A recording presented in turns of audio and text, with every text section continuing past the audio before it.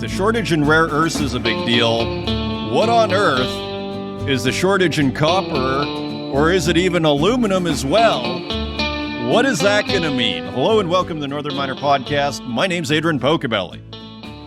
There is so much to discuss that, frankly, we're not even going to discuss all these, distressing headlines in copper and aluminum until the news section.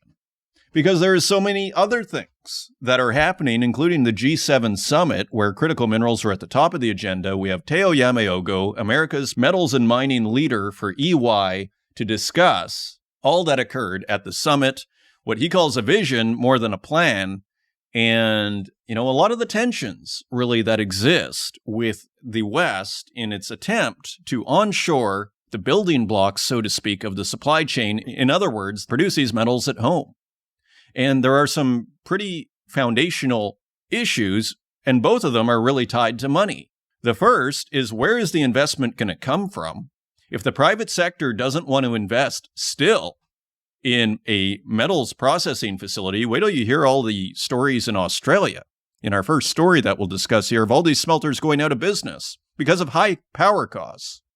So if they don't want to invest, where's the money going to come from? As Theo says, whose money are we going to use? And then, let's say you're successful in onshoring your supply chain. Are you going to be able to produce your metal at the same cost as China? What are your costs going to be? In other words, what is your energy cost going to be? As we're going to see in this FT article, it's almost framed as, we got to keep these smelters for the jobs that they have. When you take a step back, you start to wonder, the only way that the West is going to compete with China in metals processing is probably to automate the whole thing.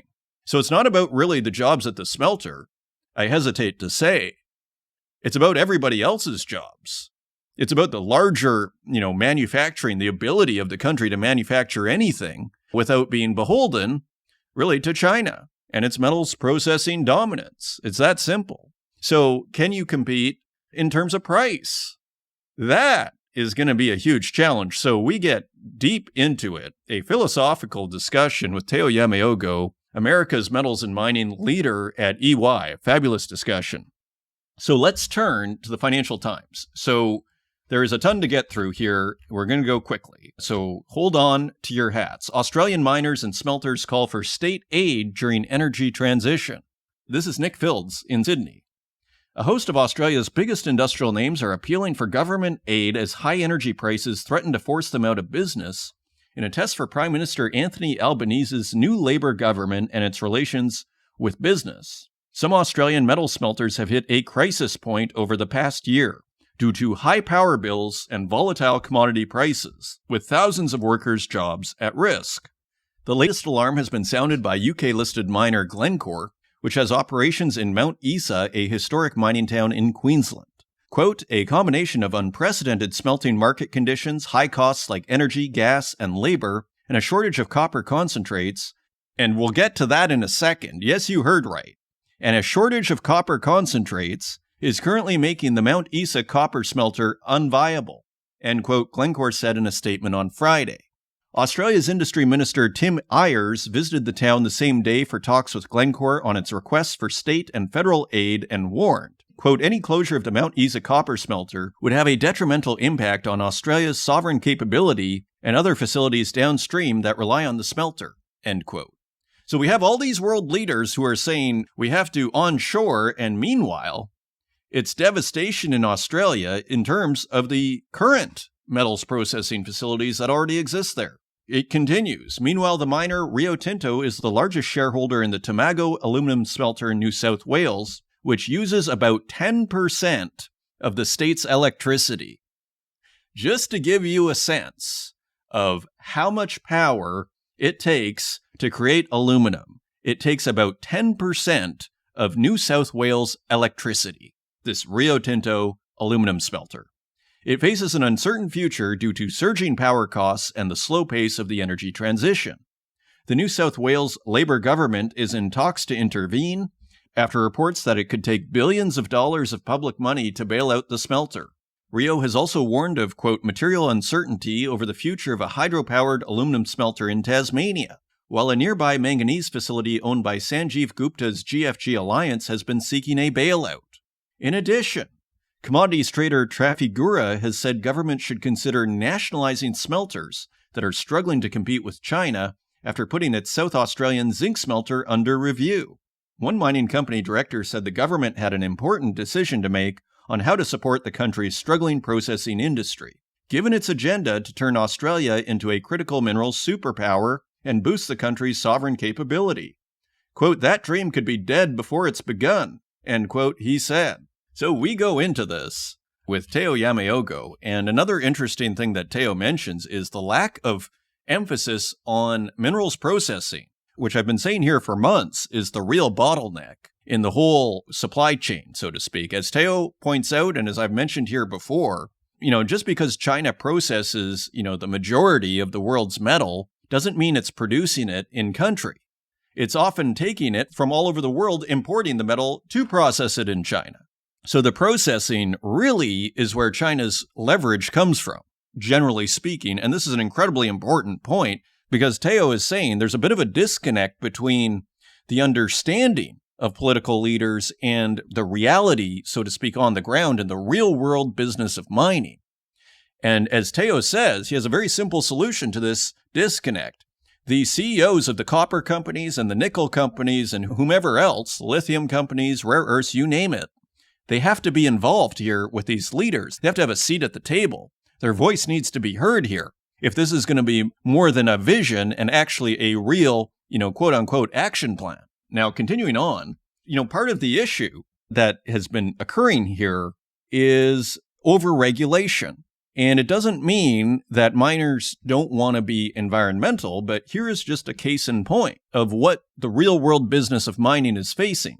This came out last week on the Financial Times as well. EU safety rules for chemicals will hamper quest for critical minerals industry, top miners say. Industry groups urge European Commission to rethink reform plan or face greater dependence on China. It's by Camilla Hodgson and Alice Hancock at the Financial Times.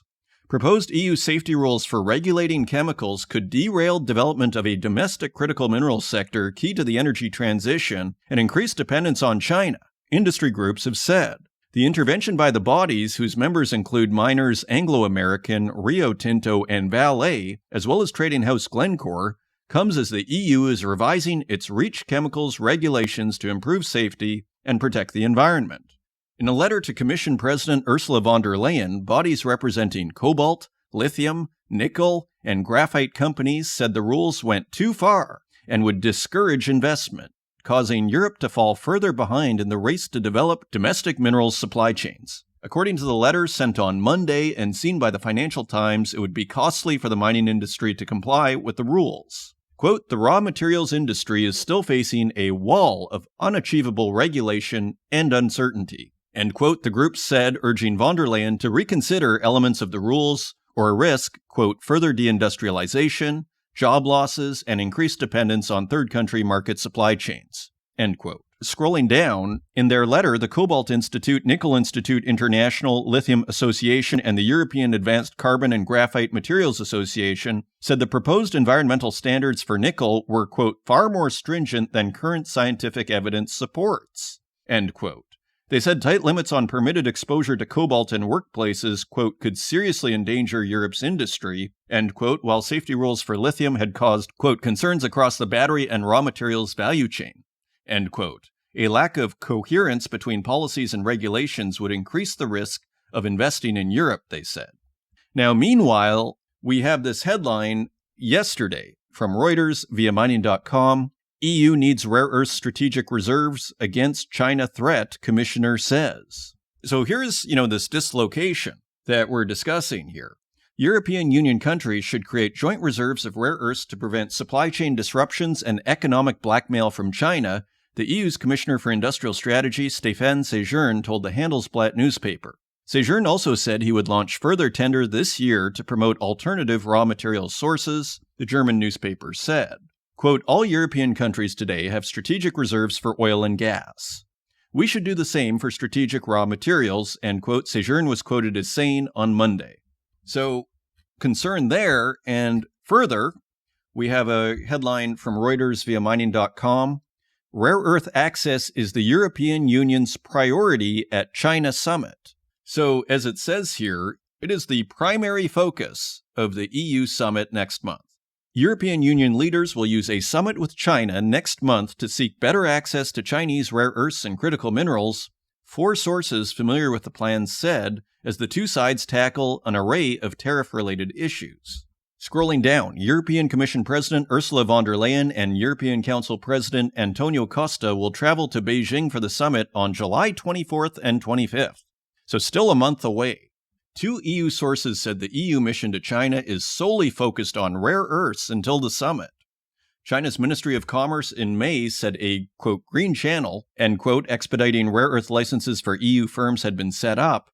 However, one EU diplomat said that out of several hundred applications, no more than half had shown signs of being processed. Quote, the situation is improving, although the percentage of cleared licenses does vary. Additionally, even once the license is given, delays can still be seen in customs clearances, end quote, Adam Dunnett, Secretary General of the European Chamber of Commerce in China, said. Now, continuing on China and rare earths, we have the American situation, which is the London deal that was announced on Truth Social, that China would provide rare earths up front. So we have an update. This is Bloomberg News via mining.com on June 20th. So Friday, Trump pledge of quick China magnet flows has yet to materialize. Almost 10 days since President Donald Trump declared a, quote, done deal with Beijing, U.S. companies remain largely in the dark on when they'll receive crucial magnets from China and whether Washington, in turn, will allow a host of other exports to resume. While there has been a trickle of required permits, many American firms that need Chinese minerals are still waiting on Beijing's approval for shipments, according to people familiar with the process. China's system is improving, but remains cumbersome, they said. Contrary to Trump's assurances, rare earths would flow, quote, up front, end quote, after a June 11th accord struck in London. The delays are holding an array of American industries hostage to the rocky U.S.-China relationship, as some firms wait for magnets and others face restrictions selling to China. That friction risks derailing a fragile tariff truce clinched by Washington and Beijing in Geneva last month and triggering fresh rounds of retaliation. Quote, even if export approvals accelerate, there are so many unknowns about the licensing regime that it's impossible for companies to have a strong sense of certainty about future supply, end quote, said Christopher Better, Deputy China Research Director at Gavical Research. Quote, at a minimum, they need to factor in a real possibility that talks could break down again and exports will be halted, end quote. Scrolling down, access to rare earths is an issue, quote, that is going to continue to metastasize until there is resolution, end quote, said Adam Johnson, Chief Executive Officer of Principal Mineral, which invests in U.S. mineral supply chains for industrial defense. Quote, this is just a spigot that can be turned on and off by China, end quote. And scrolling down some more in this extended article, which I highly recommend you read on mining.com, around half of U.S. suppliers to Toyota Motor Corporation, for example, have had export licenses granted, the company said, but they're still waiting for those materials to actually be delivered. It's likely some of the delays are transport-related, one of the people said. Even with permits coming online, rare earth materials are still scarce because overseas shipments were halted for 2 months starting in April, depleting inventories, and one imagines that there's going to be this huge bottleneck because everybody's going to be ordering, huge amounts of rare earths all at once. It continues, Trump's agreement, quote, will allow for rare earths to flow out of the country for a short period of time, but it's not helping the auto industry because they're still talking shutdowns. Nobody trusts that this thaw is going to last. And finally, adding an extra layer of jeopardy for U.S. companies, Chinese suppliers to America's military-industrial base are unlikely to get any magnet permits. After Trump imposed sky-high tariffs in April, Beijing put samarium, a metals essential for weapons such as guided missiles, smart bombs, and fighter jets, on a dual-use list that specifically prohibits its shipment for military use. And we have a headline from a website called asiafinancial.com, which is found in Google News. I had never heard of it before, but an interesting headline, China did not agree to military use of rare earth, U.S. says, and this is on June 16th. And scrolling down, Beijing had not committed to grant export clearances for some specialized rare earth magnets that U.S. military suppliers need for fighter jets and missile systems, the people said. The two people who spoke to Reuters about the London talks requested not to be named because both sides have tightly controlled disclosure. So one wonders if this is a Reuters article that has been picked up by Asia Financial. So all to say, the military suppliers, it seems, will continue to be denied. Another follow-up here, we have China's rare earth exports slump in May as magnet sales curbed. This is Bloomberg News via mining.com.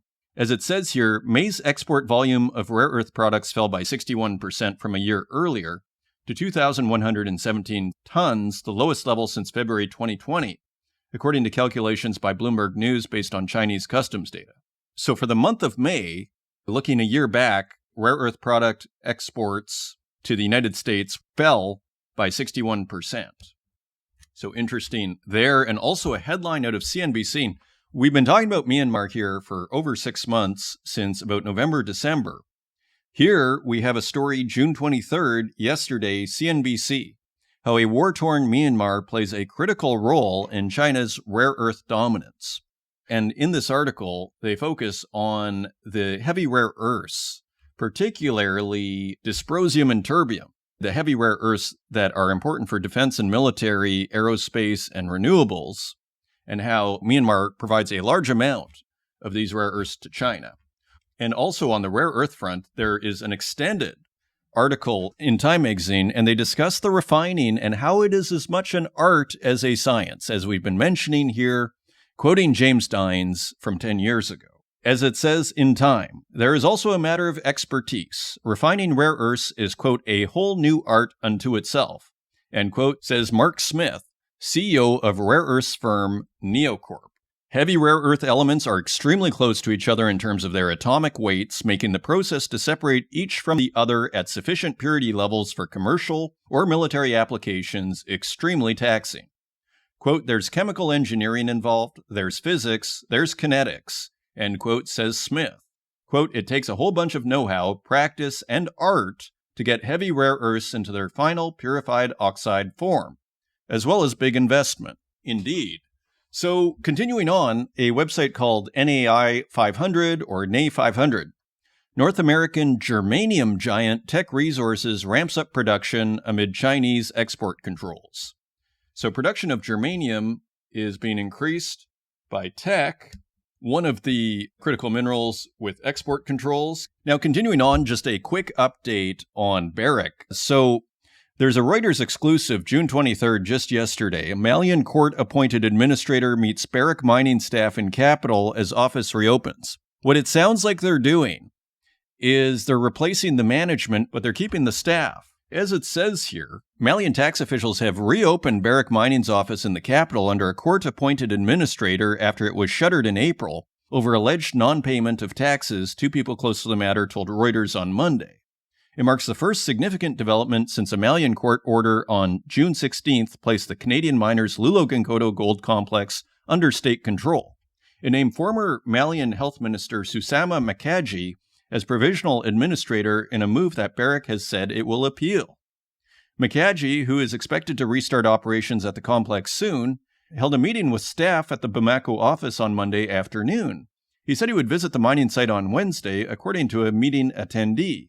He said the mines should be able to finance themselves going forward once production has restarted and gold sales resume. He was also meeting with subcontractors on Monday, 3 people familiar with the matter said. So just replace the management, keep the staff. So interesting strategy there. As well, we had a headline from June 19th, courtesy of Bloomberg News via mining.com.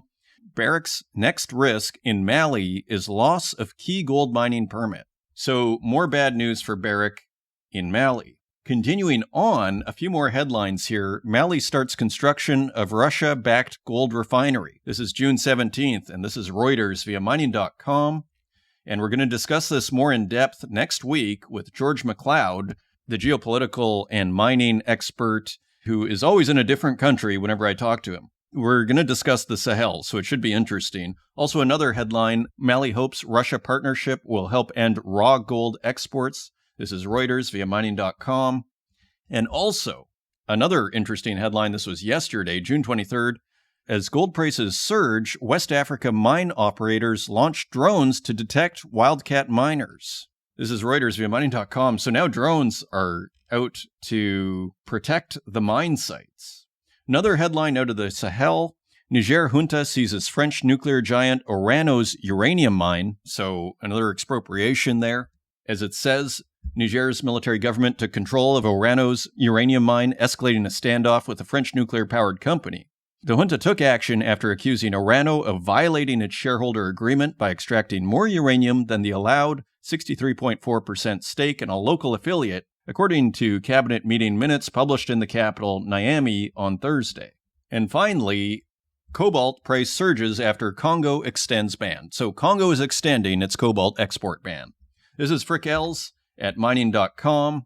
Cobalt futures prices in China surged to levels last seen mid-March on Monday after the DRC extended its concentrate export ban first instituted in February. So one of the unifying themes we could find of this entire introduction here is resource nationalism is alive and well. So we're going to discuss this more in depth with Theo Yameogo on this week's podcast, a fascinating discussion with a true expert in the business there at EY. As well as coming up on this week's Spotlight, we have Tim Clark, CEO and Director of Fury Gold Mines, who discusses the company's high-grade gold projects in the James Bay region of Quebec and in Nunavut. So lots to look forward to. If you want to find us online, you can find us at northernminer.com. You can find us on X at Northern Miner. You can find us on Instagram at The Northern Miner, and on Facebook, LinkedIn, and YouTube, where we also host these podcasts, and wherever podcasts are available, including Spotify, SoundCloud, and Apple Podcasts. And with that, let's turn to Tim Clark, CEO and Director of Fury Gold Mines, for this week's Spotlight. Joining us today for this week's Spotlight, I'm very pleased to welcome to the show Tim Clark, CEO and Director of Fury Gold Mines. Tim, welcome to the show. Hey, it's great to be here, always. It's great to have you on the Northern Miner. And of course, you have a couple of properties in Canada, which we always have a special place in our heart for here at the Northern Miner. But for those who are perhaps unfamiliar with Fury Gold Mines, could you give us a little bit of background to the company and what you are up to? Well, originally the company was spun out of Oren Resources, which was a much bigger sort of conglomerate of resources, which included copper as well as silver. And they carved out the gold part and Canada part and to focus on that. And they felt like that was sort of a way to build up some support. When I got here about 4 years ago, they had a property called Homestake Ridge out in BC, the asset called Committee Bay up in Nunavut, and then we had Eau Claire in Quebec. Eau Claire being the flagship with 1.3 million ounces. It's now just under 1.9. We've got another 1.3 million ounces at Committee Bay in the Arctic. And then the BC asset, we sold to Dolly Varden Silver. And one of the things where a lot of investors like to see in Fury or are interested in Fury is the unique financial leverage we have, because we have over $50 million of this other company's stock and our market cap's only about $100 million. And we've got some real resources, like quality resources. So there is a good value. Plus, one of the key things that after 25 years in capital markets, the three things that you care about, or two things you really care about, are quality of management and financeability. And we've got a lot of money to finance for a long time. And we've been able to raise money pretty effectively, not only with flow through that, there's a tax advantage to putting that in the ground, but we just recently closed another deal with Agnico to finance our Committee Bay. So we're very good junior. I came on because it had big properties next to big existing mines, and it was all Canadian. And in the world where you think that gold's going up, you would believe in consolidation, and those are the assets that go first. Well, especially with Agnico investing, I mean, they had such a great year last year. I'm sure that's bound to turn some heads here. So maybe let's start there. So that is the project Committee Bay in Nunavut. Is that correct? Yes. Yeah. It's been up there a long time. I think there was some historical issues in terms of the cost overruns and things like that. But That's got about $160 million of historical spend. It's a 300-kilometer greenstone belt. They have a 100-person camp. They've got a runway to land a plane. They've got downtown New York equipment in the kitchen in terms of steel ovens and sinks and setup. It's legit. It's a legit camp up there. And they've got very high grade hits, and it averages around 7.5 grams. We haven't drilled it the last 4 or 5 years because of the market and the cost, and just we weren't getting the credit for what we were doing in the drilling. So we held off until the gold prices improved. And we started going back up there when companies started calling us at Beaver Creek and coming in, and they wanted to hear what we were doing up there. So we went up there last year and we did some targeting. And then we basically sat down with, we've got a very good relationship with Agnico. They came in a couple of years ago with bought in 2.5%. Brian Christie is my chairman, spent 10 years working there as their head of marketing and works in their strategy side. And I've had a long history of supporting Agnico. So we went in there and said, look, maybe this is something that might fit in your pipeline now that Hope Bay is moving from development to production, and you assuming you're committed to the Arctic. And they took a look at what we've been doing and they said, thumbs up, we like what you're doing. We think there's upside there and we'll be happy to give you the money. So they are financing about $4.3 million to go back up this year and target specifically around 3 bays, which is the big resource. And then there's a lot of exploration across the property. We did some surface surveying last year. They picked up samples with 30 grams in them just on the surface, and no one had ever put a drill behind it. So we're going to do that too. And that's sort of the exciting play, Committee Bay. Committee Bay is that big 800-pound gorilla. And this is what a lot of our retail guys are excited about this year. And I think the reason why our stock was up 30% shortly after Agnico coming in. That is super interesting. And I mean, it must be a fascinating area just to walk around, I imagine. It's pretty remote up there. It's so just very briefly, because I want to talk about your other project. How close is it to Agnico's project? Like, is it a few hundred kilometers away? Is it closer? Is it further? Sure. We're about an hour north of Baker Lake on a flight. And when I flew back, I went up there last summer. When I flew back, we flew over Meadowbank on the way back to Baker Lake. You got to divert a little bit to the west. But yeah, they work out of Baker Lake, and we've got a lot of fuel storage there and relationships there. So it kind of fits in. Hope Bay is much further north. And my guess is it also helps them with the relationship with the local community to show their support that they're sticking in the area. I think it works. It's a great get for, I think, both of our companies. And we're able to leverage them as well and ask for support on the technical side as well. I've worked with Agnico 25 years, and a lot of the big investors that are in Agnico I worked with and covered in my career in the capital market side. And I tell you, I think there's none better than Agnico. And we couldn't have a better partner going to Nunavut. It's phenomenal. It sounds very exciting. And the fact that it's on the way to their project, which is further up north, also Yeah. sounds appealing from their perspective. Well, it's a beautiful area. It's stunningly pretty up there. Yeah, I can only imagine. And so, as far as Eau Claire, this is in Quebec. What is going on over there? So this was another asset that's sort of been dragged around a little bit. And 3 or 4 years ago, it was originally on East Main Mines, and I believe a couple ran it. And the fact is we came in with a new geological program and outlook and strategy. We've really cleaned it up massively, in my opinion. We've added 40% to the resource in a resource update about a year ago, and it's high grade. It's around 5.6 grams, 1.88 million ounces. What's interesting is where it's located in James Bay. James Bay historically is underexplored because it was hard to get there.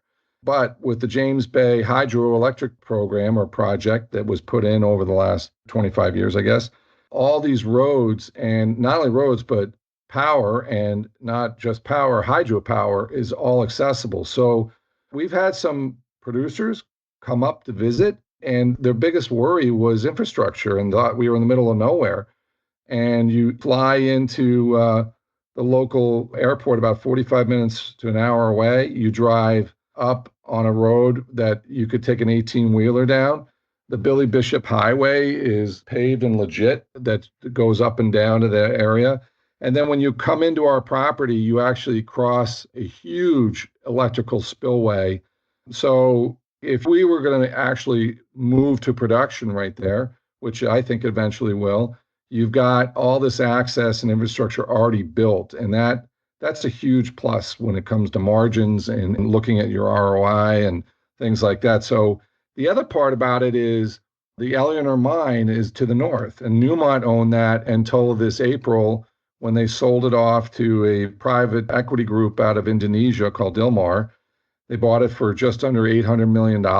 It produces, I think, 265,000 ounces a year, and they're looking for more ounces. After our acquisition this spring of Quebec Precious Metals, we're now the largest land owner in the area. We're up drilling on that Quebec Precious Metals piece called Sakami. We got the first drill hole in right now, and we're evaluating what kind of drilling we want to do in the back half of the year at Eau Claire. And so the idea is we've got enough assets where some companies are kind of only one asset. It's a very binary investment. We're going to be drilling up at Committee Bay in July. We're already at Sakami drilling now in Quebec. And then we'll do follow-on drilling at Eau Claire in this fall. And I think it's getting to the point where we can show a pathway to production at some point. And that's what I think investors care about now. Okay, it sounds all very exciting, Tim. So put it all together for us. In a sense, what comes next? Where is this all going? What is the roadmap here? We have Dolly Varden is a company that's got $50 million in their treasury. They're going to be drilling all summer, and they'll have 4 or 5 drills there. We're going to have drilling up in 3 properties this year is our goal. And the idea is we've got a sum of the parts that is worth a lot more than what our stock price is. So we're out there heavily marketing. And what my goal has been the last 2 years is to bring on some validation for the 2 big resources with producers. And we got that with Agnico at Committee Bay. And so we're working on that with Eau Claire. And the idea here is to create, like I said, a pathway to get this to production. And whether we move the needle ourselves or we bring on another player to support us, which I think makes a lot of sense, we're getting traction with bringing companies in. So when I came back from Europe, what they loved about the Quebec piece was that it was a obvious land package consolidation for Dilmar. But on the other hand, we could go take this Eau Claire and push it towards producing at some point. And we're just kind of in that no man's land right now, waiting for some feedback and waiting for some drill results. And then we'll press forward. But we're going to be a lot more active this year than last year. And there's a lot more swings for investors to get behind in terms of drilling. And I think as a junior company, the whole pitch is to be best in class. And when the money finally flows into the junior sector, and I think we're getting closer. If you look at gold price, everybody was buying gold. Now producers are moving up. We're starting to see some mid caps move up. And that's a good sign for what's to come for the juniors. Tim Clark, CEO and Director of Fury Gold Mines, thank you for joining us and sharing all that you're working on at the company on this week's Northern Miner podcast. Thank you very much. Thank you once again to Fury Gold Mines for sponsoring this week's episode of the Northern Miner podcast. If you want to learn more, visit furygoldmines.com. And turning to the website, we're starting to see storm clouds develop in the copper market. This is by a staff writer at mining.com. Copper squeeze deepens as LME stockpiles plunge. Copper is experiencing a historic backwardation as traders react to rapidly falling inventories, potential U.S. tariffs, and a pricing crisis at smelters. Spot copper traded at $345 per ton premium to 3-month futures on Monday, the highest level since a record surge in 2021, signaling a sharp backwardation. Backwardation occurs when the price of a near-month contract is higher than of a long-term contract, an indication of tightening supply. Readily available inventories on the LME have declined about 80% this year, and now equate to less than a day of global usage. The depletion has been fueled by a global race to move copper to the U.S. ahead of potential import levies. In February, U.S. President Donald Trump directed the U.S. Commerce Department to investigate the need for copper tariffs with a report due within 270 days. The announcement triggered a surge in U.S.-bound shipments as traders rushed to preempt any trade barriers. Refined copper imports to the U.S. topped 200,000 tons in April, the highest in over a decade. At the same time, copper smelters in China were so desperate to find raw material that they are paying miners for converting their concentrates into refined metal. Spot treatment charges have fallen to $45 per ton and minus 4.5 cents per pound level amid excess smelting capacity and insufficient raw material supply, according to Benchmark Mineral Intelligence. The LME last week implemented measures to curb backwardation driven by individual traders holding large front-month positions. Similar steps were recently used in the aluminum market, where Mercuria Energy Group was required to lend back a major position at a capped rate to prevent sharp near-term price spikes. However, trading data suggests the copper squeeze is more systemic. Key short-term spreads on Monday moved independently of any single large trader, indicating broader market pressure. LME rules require traders holding more than 50% of available inventories and spot contracts to lend their positions back at a capped rate via the TOM-NEX spread, starting at 0.5% above the spot price. So it gets technical, but bear with me. On Monday, that cap would have been $49.73 per ton. But the spread briefly surged to $69, suggesting those rules weren't triggered, and the squeeze was driven by widespread buying. The pressure extends beyond near-dated contracts, with backwardations now evident through June 2026. A sharp shift from 6 months ago, when short-term contracts traded at a discount, signaling comfortable supply. Now, we have another story here. India's new copper plant finally starts amid ore shortage. Bloomberg News via mining.com.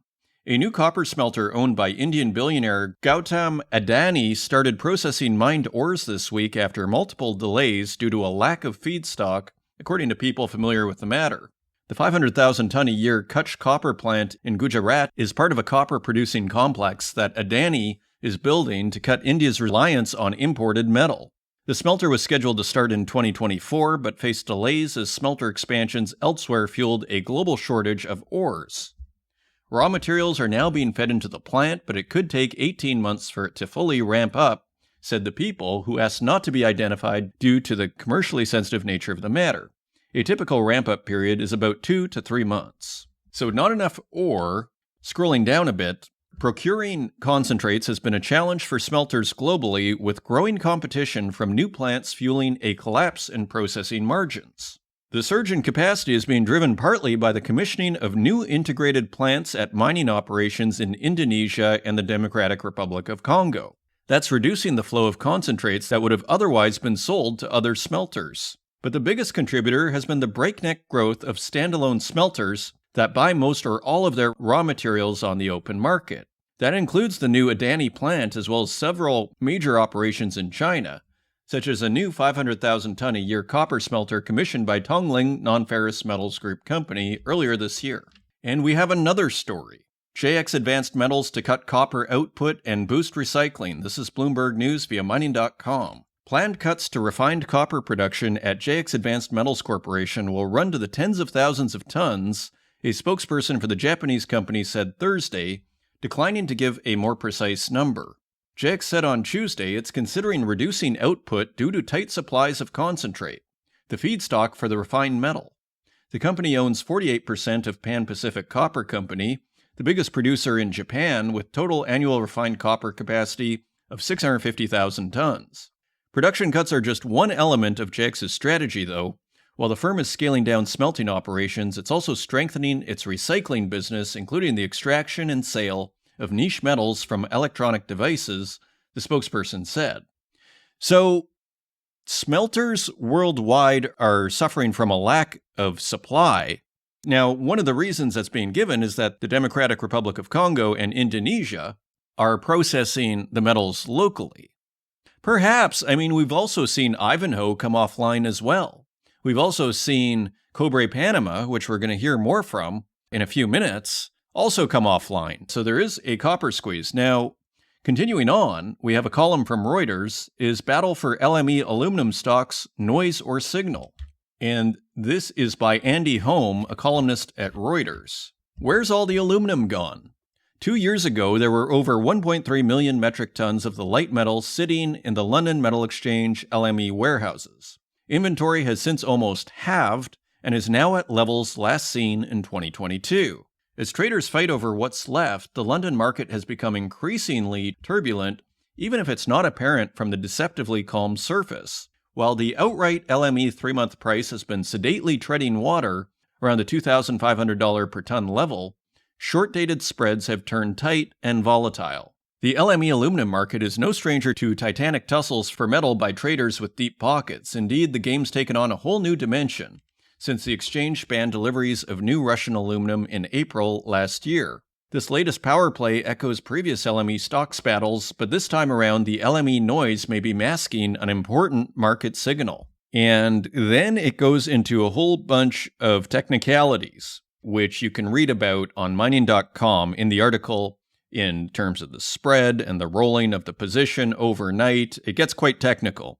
But as it says here, someone is clearly looking to scoop up a significant volume of aluminum, but there are only 321,800 tons of available metal left in LME warehouses, and 2/3 of that is Russian. Russian metal was banned in the United States and the UK in April last year, and is subject to quotas in Europe prior to a full ban at the end of 2026, making it less desirable than other metal. So all to say, stocks of copper and aluminum are dwindling on the London Metal Exchange, seems to be the takeaway from these two stories. Now, continuing on, we have a story on that very issue. LME imposes new restrictions on holders of large positions. This is Reuters via mining.com. The London Metal Exchange has imposed new restrictions on holders of large positions in nearby contracts amid low inventory levels, it said on Friday. LME took action after premiums for nearby copper contracts jumped to their highest level since October 2022. The exchange, the world's oldest and largest market for industrial metals, said it has been monitoring large positions in recent months and in some cases had to take action.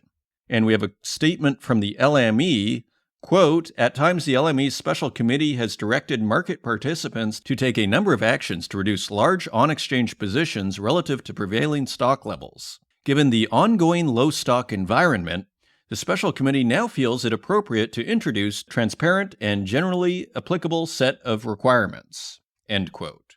The action was taken to head off the development of a potential, quote, "corner," end quote, on the market, or a, quote, "undesirable situation," end quote, it added.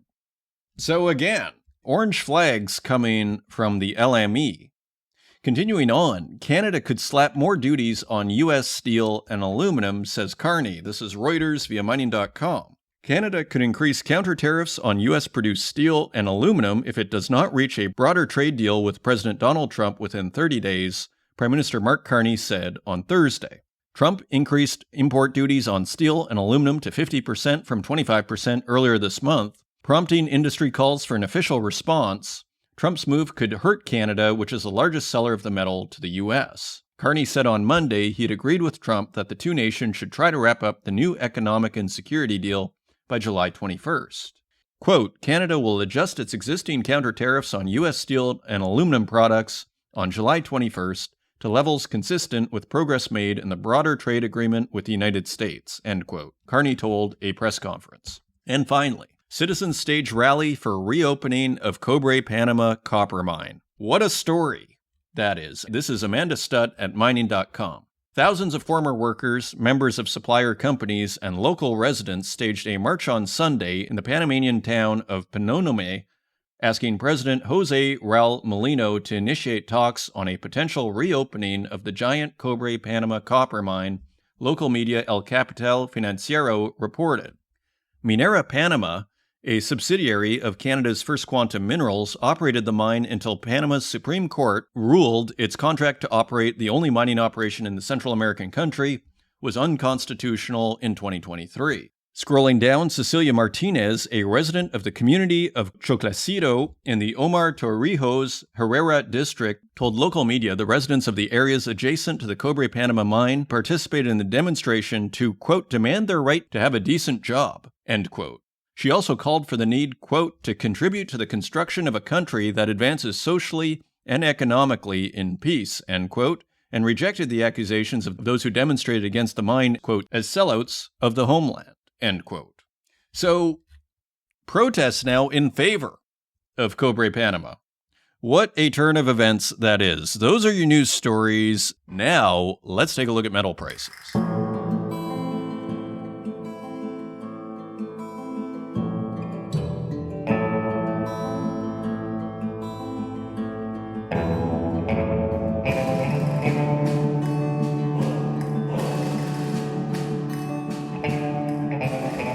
And turning to metal prices, let's take a quick look at the bond market for context. The U.S. 10-year bond is yielding 4.33%. That is down 0.11% on the week, so 10-year bond yields continuing to fall. The UK 10-year gilt is yielding 4.51%. That is 0.03% lower than last week. The Italy 10-year bond is slightly higher at 3.5%. That is 0.01% higher on the week. And the German 10-year Bund is yielding 2.53%. That is down 0.02% on the week. And the Japanese 10-year bond yield is also lower at 1.43%. That is 0.05% lower on the week. So government's getting some relief in bond yields, except for Italy, which edged slightly higher. Turning to precious metals, gold is trading at $3,337.60 per ounce. That is $81 lower than last week. Silver is trading at $36.03 per pound. That is 45 cents lower than last week. Platinum is trading at $1,287.90 per ounce. That is $45 higher than last week. And palladium is trading at $1,080.50 per ounce. That is $48 higher than last week. Turning to industrial metals, copper is trading at $4.87 per pound. That is 5 cents higher than last week, still below $5. Quite interesting. Iron ore is trading at $94.75 per metric ton, so continuing to fall. That is 63 cents lower than last week. Aluminum is trading at $1.18 per pound. That is 4 cents higher than last week. Nickel continues to fall at $6.72 per pound. That is 11 cents lower than last week. And tin is unchanged at $14.83 per pound. Cobalt is also unchanged at $15.12 per pound. So we'll see if that changes in next week's prices. Lithium continues to fall at $8.34 per kilogram. That is 9 cents lower than last week and a new low since we've started tabulating the lithium price in the last year and a half or so. Uranium getting a big boost at $75.90 per pound. That is $6.15 higher than last week. And zinc is slightly higher at $1.22 per pound. That is a penny higher than last week. Zooming out, gold and silver take a breather, probably on talks of a ceasefire in Iran. Industrial metals generally trend sideways, with a couple of exceptions being uranium, which got a boost, copper looking healthy and sounding bullish, while nickel and lithium continue to suffer. And those are your metal prices.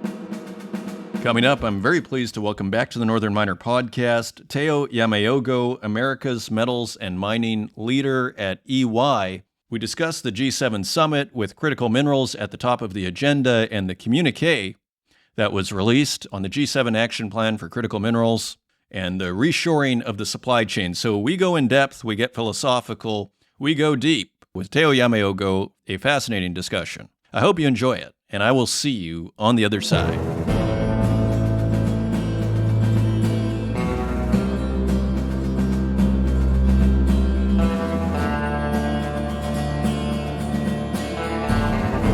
Joining us today, I'm very pleased to welcome to the Northern Miner podcast, Theo Yameogo, America's metals and mining leader at EY. Theo, welcome back to the show. A pleasure to be here. It's wonderful to have you, Theo. Of course, We had the G7 summit in Kananaskis, Canada, just recently, and amazingly, for many of us in the industry who have been watching from the sidelines for many years, critical minerals were really at the top of the agenda, weren't they? I mean, that is quite something, isn't it? Yeah, so I think, Adrian, what's interesting for me reading the G7 is I grew up thinking about the G7 as like this, when they meet, there's always big decisions coming out. There are always positions around world issues. And for our sector to be top of mind, it is really fascinating and great. Like it's finally a recognition of the importance of this sector for what they call themselves economic security. You know what I mean? So this is big words. And I just hope that they follow through with the communique by recognizing it in practice, making sure that they're supporting the sector so that we can produce the minerals and metals that they need for economic prosperity and sustainable growth. Okay, excellent. And the communique itself, like I think a lot of us read headlines that, critical minerals were discussed and top of mind at the summit. What was discussed? What was the G7 ultimately saying at this summit? What did they declare?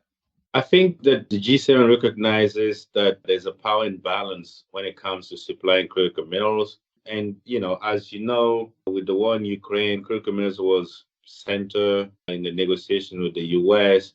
We also know that China is known to have been manipulating the market, either producing more, producing less. At least that's what most analysts believe. So I think the G7 wanted to make it clear that as a group of countries committed to low carbon future, that they had the minerals and the metals required to do so. And I think that's why they also came out in the communique. Now, there's some interesting things I would say about this communique is that there's already a difference in definition of critical minerals between the countries. So to come up and talk about critical minerals is very interesting because, well, we don't have the same definition between countries. And the second piece is that for 7 countries, and I know that Korea, India, and Australia were supported because they were invited. 7 countries agreed to create some standards is quite remarkable. It's wishful thinking, really, because the countries that are more important producing it, let's say we talked about nickel.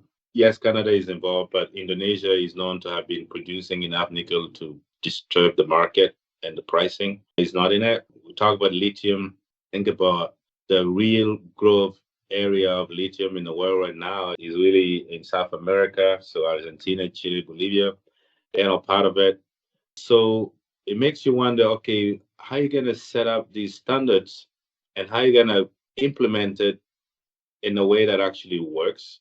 And why would you do so? Because if you decide that you will create a standard to reward everybody for doing the extra effort on climate commitment, community engagement, but also on regulatory transparency, is your nickel overpriced to a point now that the consumer has to pay more for it? Or should we let the market dictate itself like we do right now?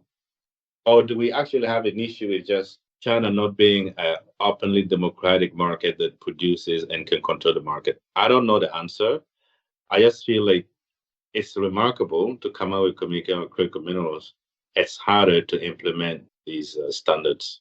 That is fascinating. So there's a lot going on there. So to a certain degree, if I understand you correctly, in a sense, there is an issue, let's say, between what we might call a disconnect between, the somewhat abstract goals and hopes of the leaders of the G7 and let's call it the practical realities of all of these other countries in the world, including, as you say, Indonesia, or whether it's Argentina or Chile, you name your country almost. These 7 countries putting standards. How is this going to be implemented without all these other countries being involved? And then you bring up this other profound issue, which underlies, I'd argue, the whole initiative in terms of being a massive question, which is the cost.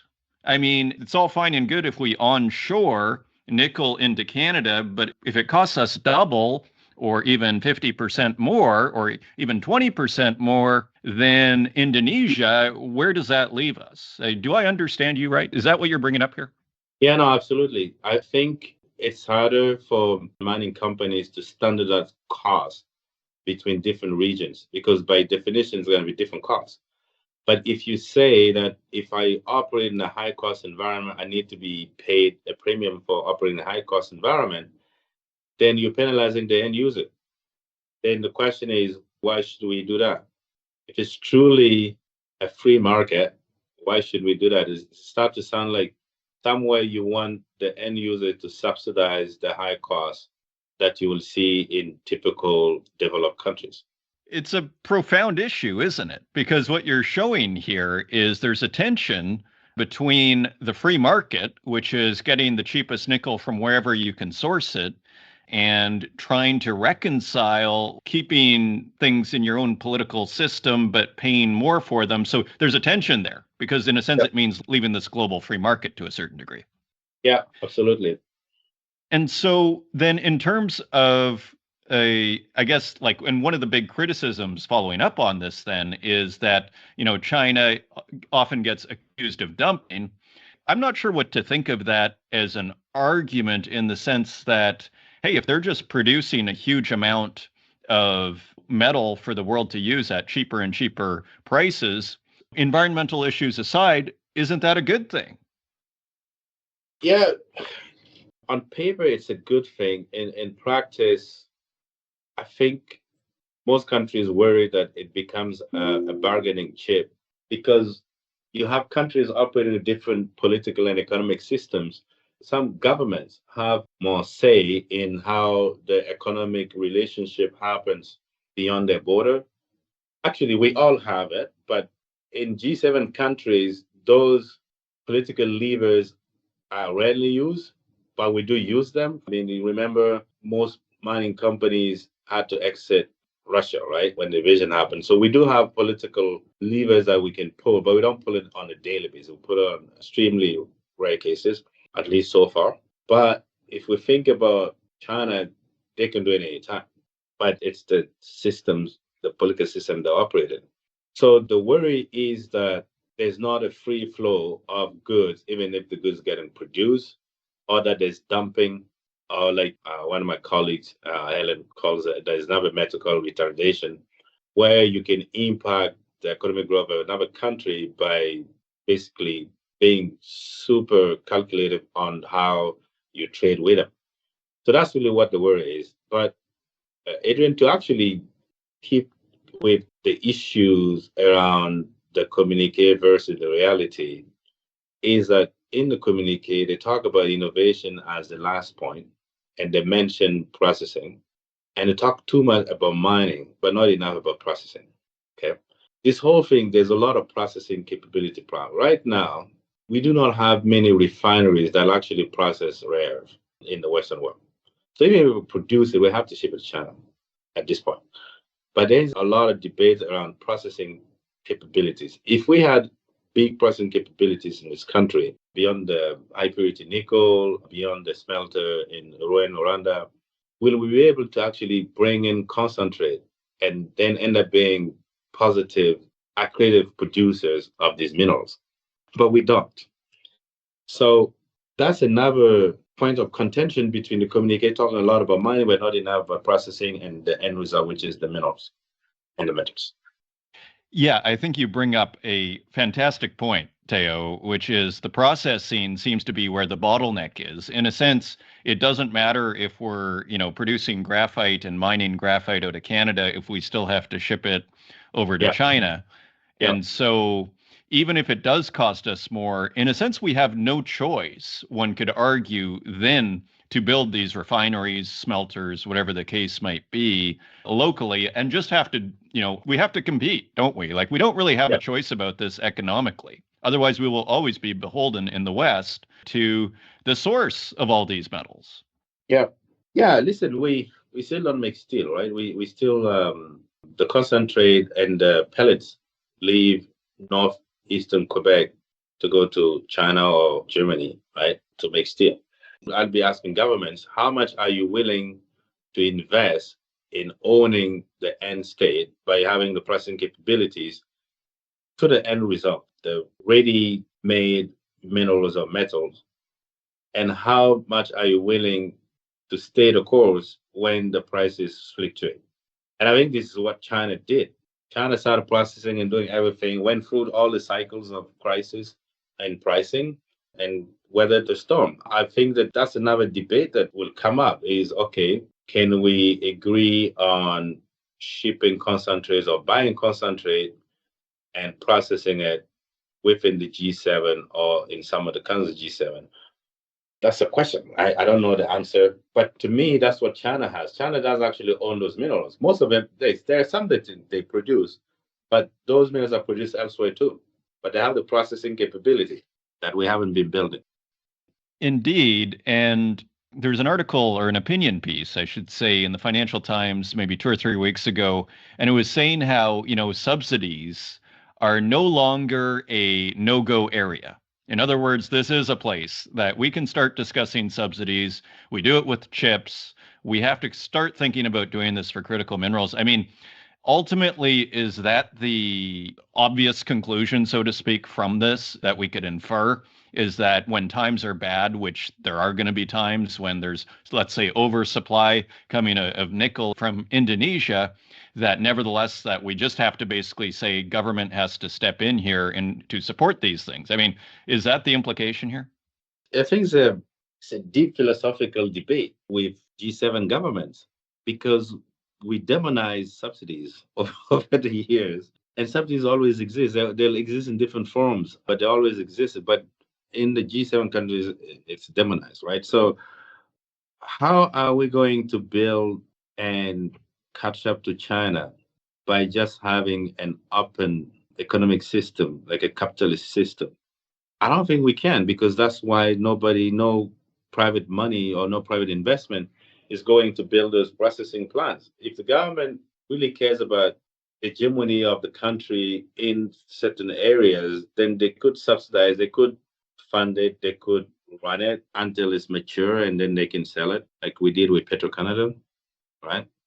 I didn't know that, actually. That is interesting. So there is actually a precedent, so to speak, with Petro-Canada.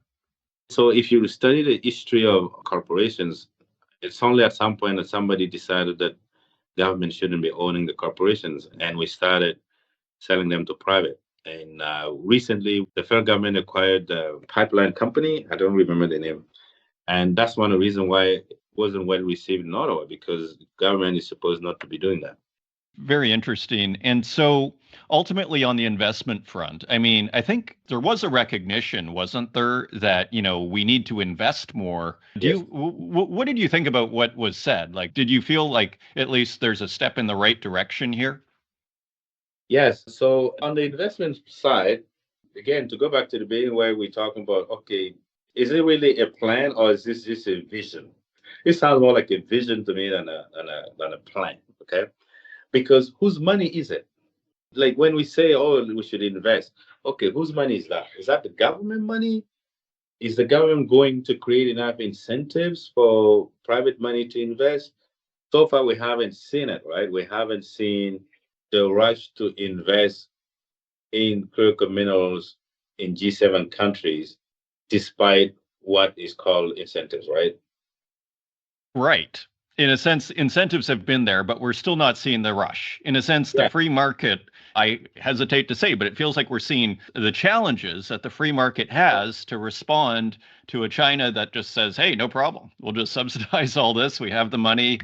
We want to own this industry, and that's cool. And we will own the start of supply chain, and then we can own all the manufacturing in the world, right? Yeah.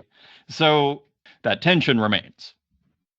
Yeah, I mean, private investors of capitalism doesn't go where it won't make money. So you have to incentivize maybe even more. Or government has to actually take it and make it a priority sector or subsector. And then until there's clear benefit for capital to be invested. I mean, you've seen that we had capital as number one in our top 10 risk this year, right? Because it is the biggest problem of the sector. It's also the biggest opportunity, but it's where the sector is challenged, even if there's big expectations of minerals flowing into the energy transition, even if we know that there's going to be a supply gap at some point. At this point in time, nobody's investing in that, at least not private capital. And there was also mention of the World Bank as part of this communique. What was said in terms of Africa and the World Bank at the G7? Well, so basically, what they said was that they will continue to support the RISE program. The RISE program is RISE is the acronym for Resilient, Inclusive Supply Chain Enhancement. It's a very long word, so that they can help emerging nations that are trying to get into mining. I think it's interesting, but again, I think what we're seeing in Africa in general is not necessarily what's very exciting for mining companies, is the governments having more interest in taking over a company and nationalizing them. Right now, I believe there's the government of DRC put a export moratorium on cobalt. And I think what we should see more from the World Bank is actually supporting the development of a business environment rather than supporting having partnership with governments. This is just my opinion. So I think we need more of a business environment all over the world. But that business environment will also be more of a capitalistic business environment, which is hard to sustain. I mean, it has been hard to sustain globally. And we see swings of countries going completely to the left, becoming communist after having experienced being a capitalistic environment. So I'm not sure if promoting that World Bank led initiative is the right thing for most countries, because the World Bank is not necessarily well viewed by many of the countries that deal with the World Bank. Yeah, I mean, you often hear from, countries in the global south that maybe, or people that that live in the global south, so to speak, as not necessarily being huge fans of the World Bank. And there is just a general sense, I think, there's not the same trust, frankly, that we maybe had, 20, 30 years ago for all sorts of reasons. So zooming out a little bit then, Theo, I mean, what is the takeaway here on this summit? I mean, great, we're in the industry, fabulous. Critical minerals are being discussed, not only by the most powerful person in the world who seems completely fixated on minerals, but the top leaders in the world, the G7, among others. Mm-hmm. So what are the takeaways here? I think the industry needs to take advantage of the situation and explain what we do to these world leaders. I think there's still a massive disconnect between what politicians think we're about versus the reality. I mean, we have the same opportunities here in Canada because you've seen that the new government is trying to support minerals in general. But my question is, how much are the associations involved? How much are the key players involved? Because sometimes associations may not have the key players or may be slower than the key players. I think that's the first thing that is important. I believe that, if you talk about nickel, I like to see CEOs or board members of the massive nickel companies at the table. Talking about copper, same thing, rather than having politicians coming up with visions that is hard to implement. To me, that's really what's important. Now that everybody's listening, how do we change the brand of the sector by bringing the right level of insight and intelligence to world leaders so that the decisions are made sustainably and is made beyond just the country? Because you and I know mining companies are not country bound. We global, truly global. We operate everywhere.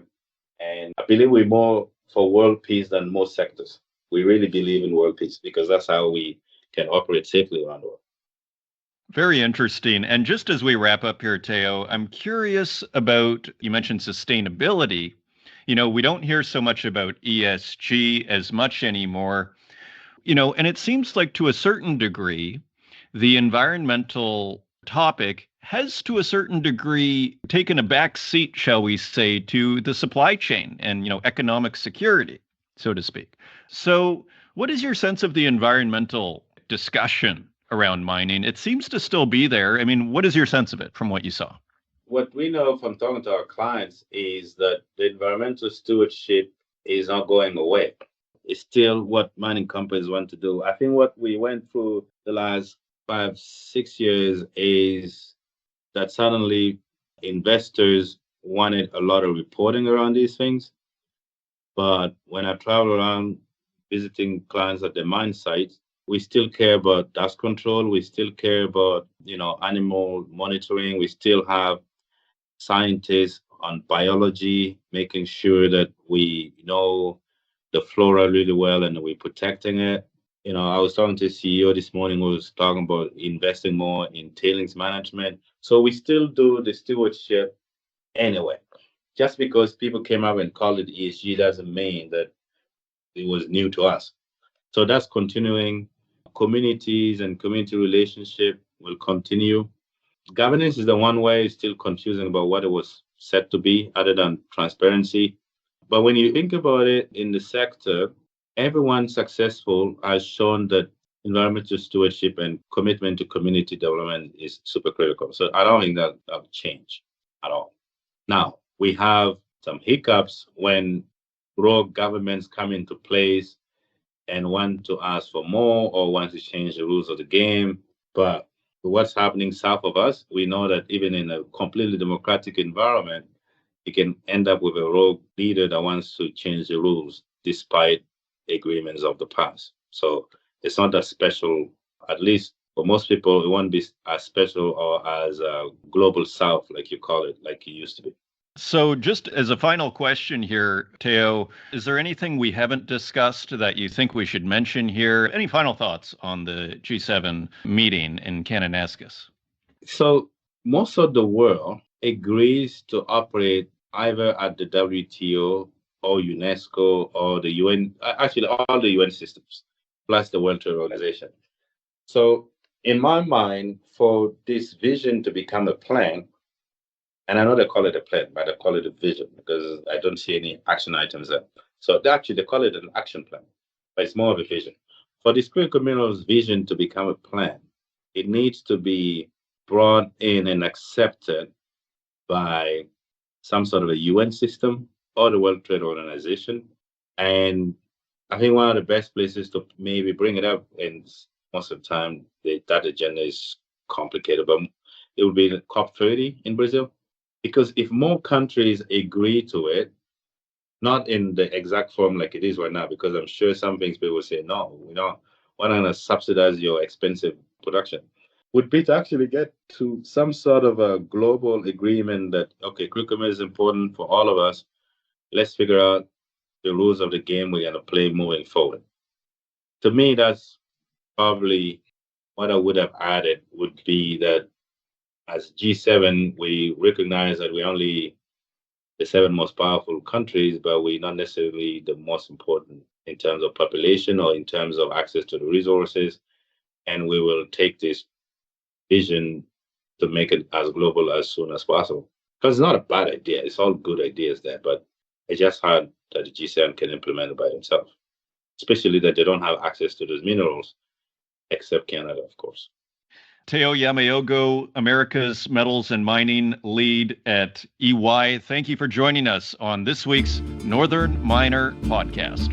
It was a pleasure to be here.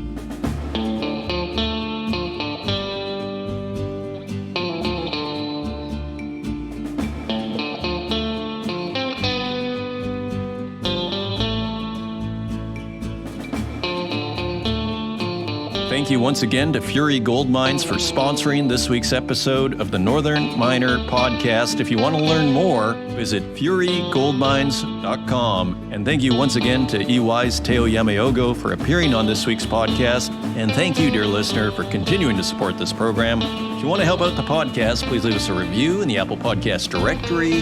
Share it with your friends. And until next week, take care.